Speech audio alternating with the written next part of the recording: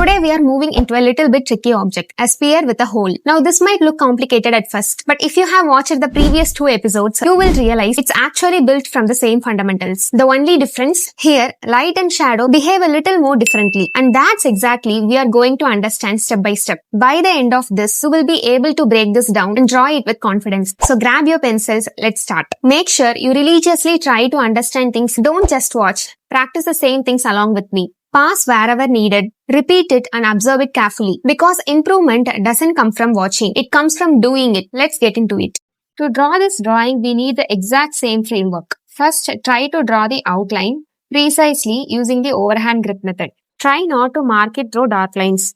Once you mark the overall outline, reduce the darkness using the kneadable eraser because it's time to refine it. I am using a HB pencil to mark the clear outline. Then we can draw the outline of the hole, which we are going to make in a sphere. After that, refine it in the same way. The hole too has a different shades of darkness, so for my convenience, I have marked that. For any realistic object, there has to be a shadow, right? So I made the shadow for the sphere part. Now let's move into the shading part. As usual, I am going to mark the darkest area using the 10B pencil. I am marking the occlusion shadow with a flat value, means a complete darkness. Once you have finished the shading, take a flat brush and try to blend that.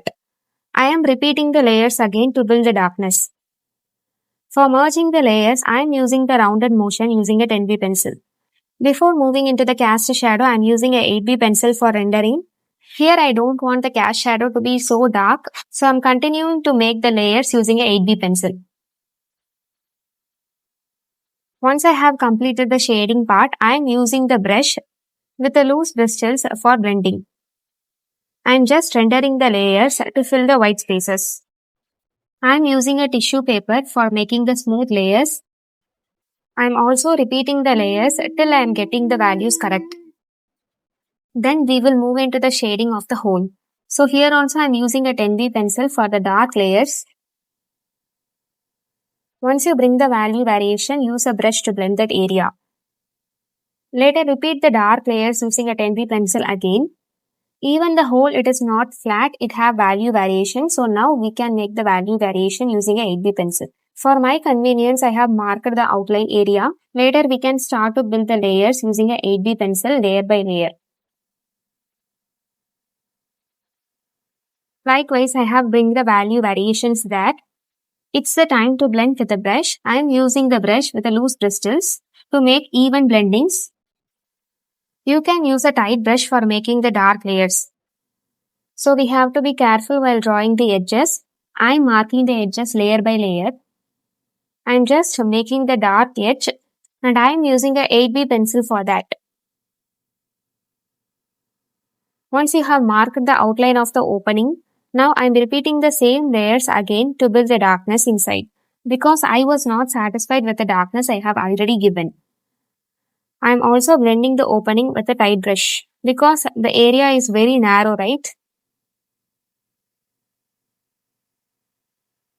Whatever layers you add, blend it with a brush wherever needed. I am going to use the eraser, which according to my sister is so disgusting. But as an artist, we only know its importance in realism. So I am using a 6B pencil very lightly for shading the other areas. I am again blending the opening with a tight brush to make a soft edge there. In the right side, there is no much darkness, so I am using a 4B pencil for shading that area. We can also use a 2B pencil for that.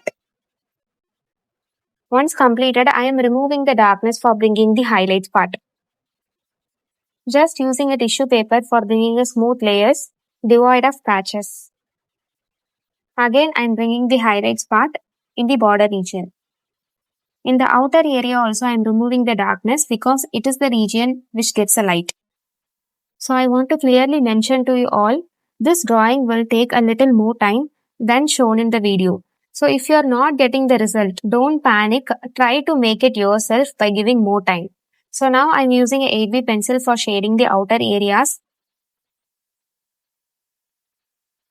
There also we have to bring the value variation. So I am making it layer by layer. Once completed the portion, I am blending with a brush. It's a brush with a loose bristles. To avoid patches, I am also using a tissue paper above it to get the even layers. Later, to mark the dark layers, I am using a brush with the tight bristles. So I will repeat the layers using a 8B pencil again. Once we completed, I am using a brush to blend that area. I am also using the brush with the tight bristles to make the dark layers. Yes, we can give the other layers using a 4B pencil. I am giving a base layer everywhere in the surrounding areas.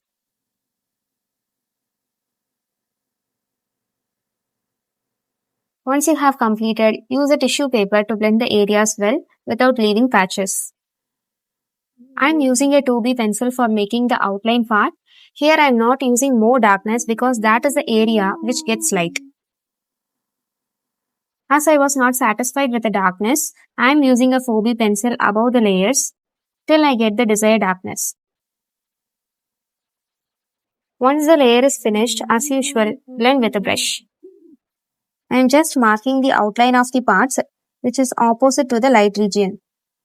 As usual, I am repeating the layers to increase the darkness using a 8B pencil. Once finished, blend with a brush. That's all, our drawing is completed. To bring the final touches, I will use to repeat the layers again till I feel satisfied with the drawing.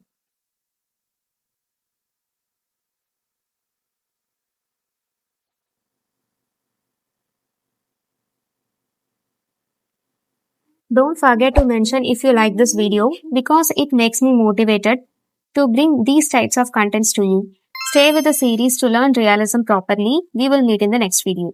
Until then, keep practicing and stay improving.